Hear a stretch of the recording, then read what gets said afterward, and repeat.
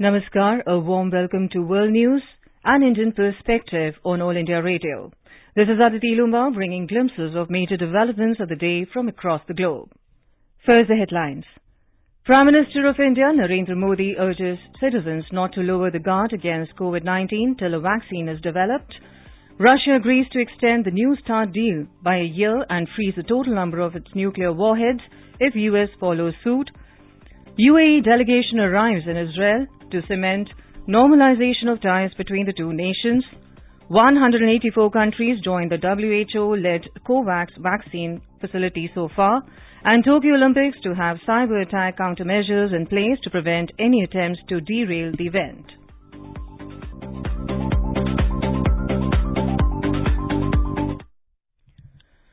Prime Minister of India, Narendra Modi, addressed the nation today and urged the citizens not to remain complacent against COVID-19 till a vaccine is developed. He appealed that everyone must remain alert during the upcoming festival celebrations. समय के साथ आर्थिक गतिविधियों में भी धीरे धीरे तेजी नजर आ रही है। हम में से अधिकांश लोग अपनी जिम्मेदारियों को निभाने के लिए फिर से जीवन को गति देने के लिए रोज घरों से बाहर निकल रहे हैं। त्योहारों के इस मौसम में बाजारों में भी रौनक धीरे धीरे लौट रही है, लेकिन हमें ये भूलना नहीं है कि लॉकडाउन भले चला गया हो, वायरस नहीं गया है। बीते 7-8 महीनों में प्रत्येक भारतीय के प्रयास से भारत आज जिस संभली हुई स्थिति में है, हमें उसे बिगड़ने नहीं देना है और अधिक सुधार करना है। Mr. Modi hailed India's fight against COVID-19 and said that the country is saving more lives as compared to other resource-rich countries of the world. He said more than 9 billion beds, 12,000 quarantine centers and 2,000 COVID labs are available in the country. He praised the role of the frontline health workers in the fight against coronavirus. Russia's foreign ministry said on Tuesday that the country would be ready to freeze its total number of nuclear warheads if the United States did the same in order to extend the new Strategic Arms Reduction Treaty START by a year. The offer 2 weeks before the U.S. presidential election appeared to narrow the gap between the two sides over the fate of the new START agreement, which is due to expire in February. The U.S. last week rejected a Russian offer to unconditionally extend the pact for 1 year. It has said that any proposal that did not envisage freezing all nuclear warheads was a non-starter. In a historic first visit by a Gulf Arab nation, a United Arab Emirates delegation arrived in Israel on Tuesday. It was accompanied by top U.S. officials to cement the normalization of ties between the two nations. As part of the U.S. brokered deal, the two countries have agreed on visa-free travel for their nationals, Israeli Prime Minister Benjamin Netanyahu announced. The two delegations also signed agreements on air transport and investment protection. Though Washington has said that the deals would foster regional peace and stability, it has led to protests by the Palestinians.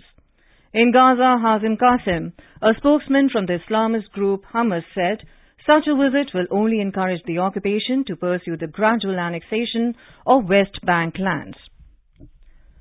A mute button is going to be introduced in the final pre-election debate between U.S. President Donald Trump and his Democratic rival Joe Biden on 22nd of October.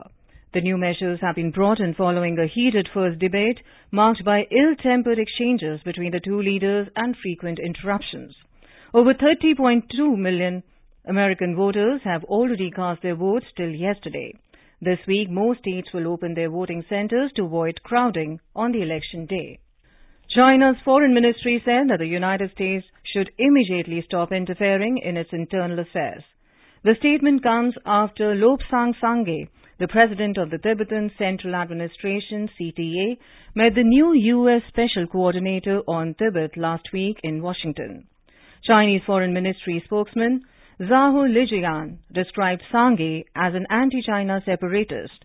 He asked the U.S. government to cease any official contact with him. China seized control over Tibet in 1950 in what it describes as a peaceful liberation.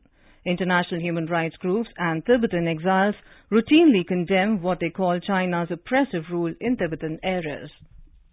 This is All India Radio giving you the world news. Participated in 18th meeting of Prosecutors General of Shanghai Cooperation Organization via video conference. Representing India, Solicitor General Tushar Mehta said India has zero tolerance to corruption and black money. More from our Beijing correspondent.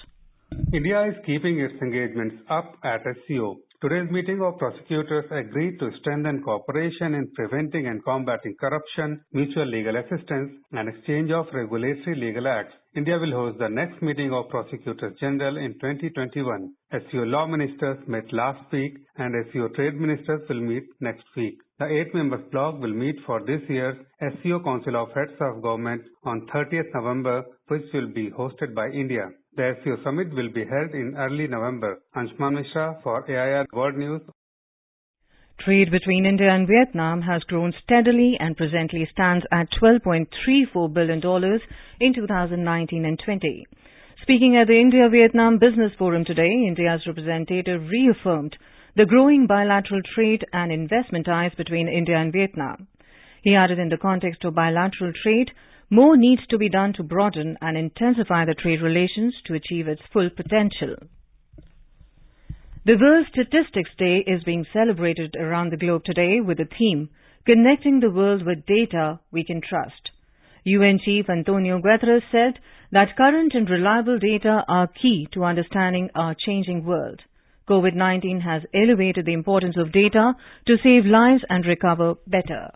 Statistics are fundamental for evidence-based policy making. The coronavirus pandemic has further elevated the importance of data to save lives and recover better. Our recently launched Data Strategy for Action by Everyone, Everywhere is an agenda for data-driven efforts to provide greater insight, impact and integrity as we strive to achieve the Sustainable Development Goals. This day is an opportunity to recognize the statisticians worldwide who work to provide reliable data, adhere to the fundamental principles of official statistics, and build more resilient and insightful data ecosystem. On World Statistics Day, let us commit to invest in and support the vital role of data in meeting the challenges of our time. Now let us take a look at the coronavirus updates from around the world. According to WHO data, the number of infected cases has crossed 40.11 million worldwide. WHO Chief Dr. Tedros Ghebreyesus has said that 184 countries have now joined the COVAX facility. Addressing the media in Geneva yesterday, he said this facility aims to finance COVID-19 vaccines to be distributed fairly to both rich and poor countries. I'm pleased to announce that now 184 countries have now joined COVAX. The most recent countries joining over the weekend are Ecuador and Uruguay. COVAX represents the largest portfolio of potential COVID-19 vaccines and the most effective way to share safe and effective vaccines equitably across the world. Meanwhile, the Health Ministry of India today said that the country has recorded 310 cases per million in the last 7 days, which is among the lowest globally. Over 6.7 million people have recovered from COVID-19, which is the highest in the world. Moving on to sports, Japan's chief government spokesman on Tuesday stated that Tokyo Olympics would be a success and there would be cyber attack countermeasures in place. In football, on the opening night of UEFA Champions League, Paris Saint-Germain will taking on Manchester United, while Chelsea would be facing off Sevilla amongst other matches. India is celebrating the 151st birth anniversary of Mahatma Gandhi, and before we end this bulletin, let us listen to Vaishnav Janto by artists from Macedonia.